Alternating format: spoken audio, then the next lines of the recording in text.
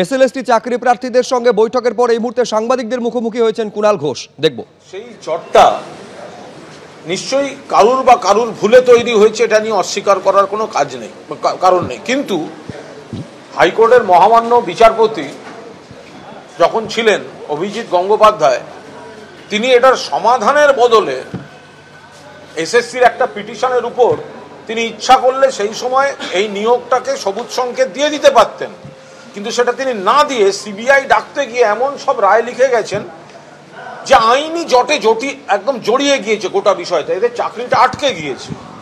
তো সেইখান থেকে ওদেরও আন্দোলন করতে হচ্ছে। অন্যদিকে মাননীয় মুখ্যমন্ত্রীর নির্দেশ, মাননীয় অভিষেক বন্দ্যোপাধ্যায়ের উদ্যোগ, মাননীয় ব্রাত্য বসু চেষ্টা করে জটগুলো খোলার আইনি বিভিন্ন পর্যায়ের মতামত নেওয়া হয়েছে। তার সর্বশেষ বৈঠকে যেটা সারমর্ম দাঁড়িয়েছে, আমি এক লাইনে বলছি, বাকিটা ব্রাত্য বসু বলবেন।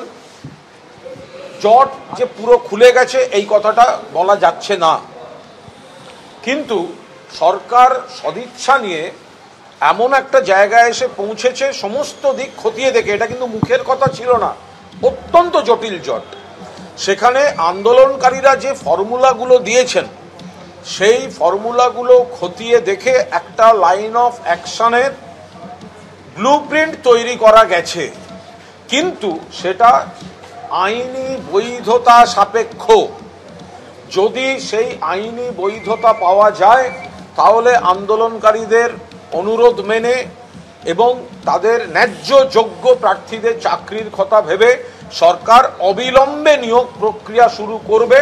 কিন্তু এটা আইনি বৈধতা পাবে কিনা সেই জন্য আজ মাননীয় এজির একটা অ্যাপয়েন্টমেন্ট সিক করা ছিল, সেটা হাইকোর্টে এসএসসির তরফ থেকে।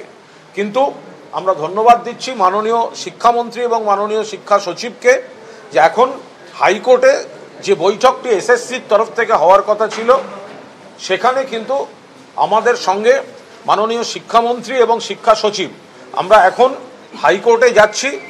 যে ফর্মুলাটা তৈরি হয়েছে সেটা যদি মাননীয় এজি অ্যাডভোকেট জেনারেল যদি সবুজ সংকেত দেন যে না এটা এগোনো যেতে পারে, সেক্ষেত্রে সরকার অবিলম্বে নিয়োগের প্রসেস শুরু করতে পারে। এখনো পর্যন্ত এইটুকু আমি মাননীয় শিক্ষামন্ত্রীকে বলছি, এ ব্যাপারে কিছু বলার না। আপনাদের সবাইকে ধন্যবাদ। আমাদের সত্যি এখন মাননীয় অ্যাডভোকেট জেনারেলের সঙ্গে আমাদের একটি মিটিং আছে, যে মিটিং আমাদের থাকার কথা ছিল না, যেটা আমার রাজনৈতিক সহকর্মী বন্ধু কুণাল ঘোষ এক্ষুনি উল্লেখ করলেন যে আমরা ঠিক করেছি এই জটটা যদি আমরা কোনো রকমে যদি নিষ্পত্তি করতে পারি এবং যে আন্দোলনকারীরা এখানে দিনের পর দিন রাস্তাঘাটে পড়ে থেকেছেন, ঝড় জলে পড়ে থেকেছেন, যারা এর জন্য বঞ্চিত হয়েছেন, তাদের যদি সুরাহা অন্তত খানিকটা আমরা করতে পারি, সেই লক্ষ্যের দিকে তাকিয়ে আমরা এই অ্যাডভোকেট জেনারেল তার সঙ্গে এখন এই মিটিংটা থাকবো বলে আমি নিজে গিয়ে এবং আমার শিক্ষা সচিবকে সঙ্গে নিয়ে গিয়ে মিটিংয়ে থাকবো বলে আমরা মনস্থ করেছি।